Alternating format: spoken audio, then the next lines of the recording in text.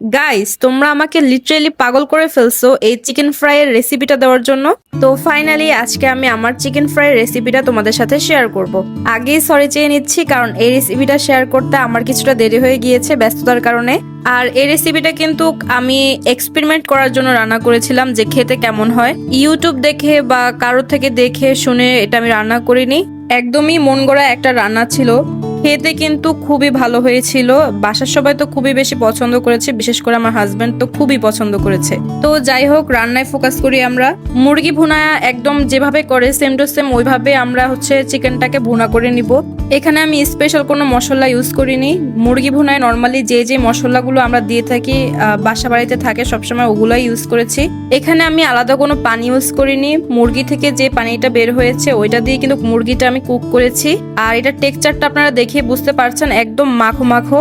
আমাদের মুরগিটা রান্না করা শেষ, এখন শুধু ভাজবো। নর্মালি আমরা বেগুনি আলুর চপের জন্য যেভাবে বেসনটা তৈরি করে থাকি ঠিক একইভাবে কিন্তু বেসনটা তৈরি করলেই হবে। এখন মুরগিটাকে বেসনের মধ্যে ডিপ করে গরম তেলে ছেড়ে দিলেই হয়ে যাবে। একটু ভালো করে লক্ষ্য করলেই দেখবেন যে আমি কিভাবে বেসনের মধ্যে ডিপ করে তেলের মধ্যে ছেড়ে দিচ্ছি। প্রসেসিংটা খুবই ইজি, খেতেও দুর্দান্ত হয়।